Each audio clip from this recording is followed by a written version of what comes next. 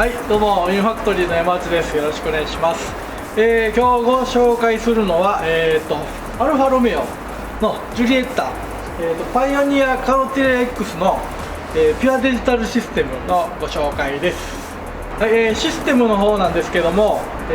パイオニアのカロティラ X の、ピュアデジタルシステムのプロセッサー内蔵アンプ2機を2機で、2way スピーカープラスサブウーファー1発を、鳴らす構成で、音源に、システムコントロールを兼ねた、CD デッキの RS-D7X3 っていうのを中心に、USB と、iPad 等を鳴らせる、デジタルトランスポートで、CD-7X っていうのと、あと、6連装の DVD プレイヤーチェンジャーですね、XDVP70 っていうのと、あともう一個、テ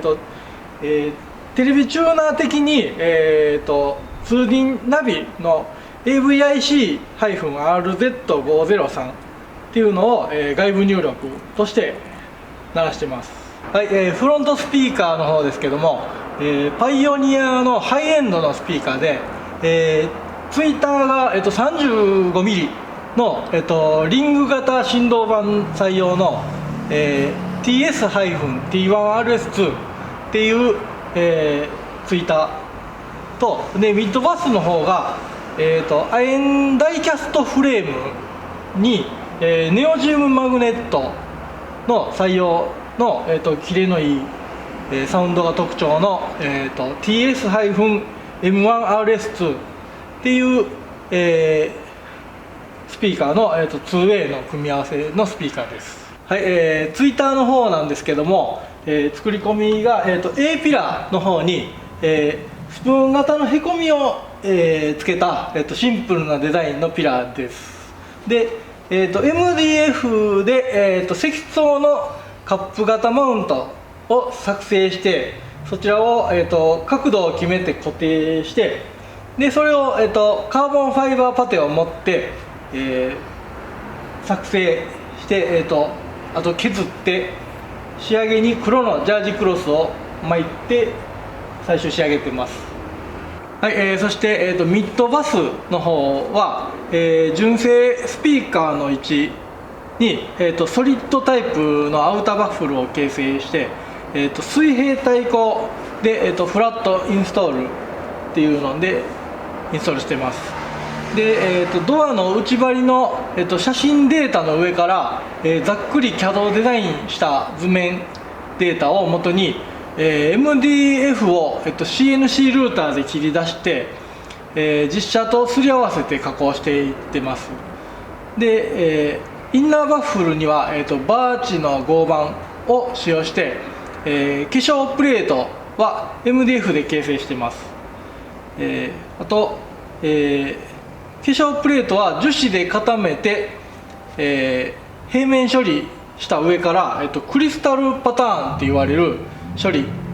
と深めのワインレッドのキャンディー塗装を塗って仕上げてます。シンプルですけども、存在感のある、デザインに仕上がりました。はい、次に、ラゲッジインストールのご紹介です。こちらですね。はい、まず、センターのサブウーファーは、イタリアのハーツの、4オームデュアルボイスコイル 600W 定格の、HX300D っていう、12インチサイズのサブウーファーで、その両サイドにパイオニアカロティリア X の、デジタルインテグレーテッドアンプ RSA9X と、デジタルパワーアンプの RSA7X をインストールしてます。まず、CAD でデザインしたデータを元に、スペアタイヤのスペースを考慮して、ボックスから製作してます。サブウーファーのボックスは、27mm のシナ合板を使用した密閉型の池エンクロージャーで、容量は36リッター確保してます。で、ウーファーの横のアンプと、ウーファー面と、を、フラットにインストールして、化粧パネルを、CAD データから、CNC ルーターでこれも切り出して、最後にワインレッドのスエード調の生地を巻いて仕上げています。はい、アクリルカバーには、アルファロメオ固有の、シールド型グリルを、オマージュしたデザインを、真ん中のサブウーハーの音抜き用の穴に、使って、特徴的なデザインのアクセントになっているようなインストールに仕上げています。はい、今回の車なんですけども、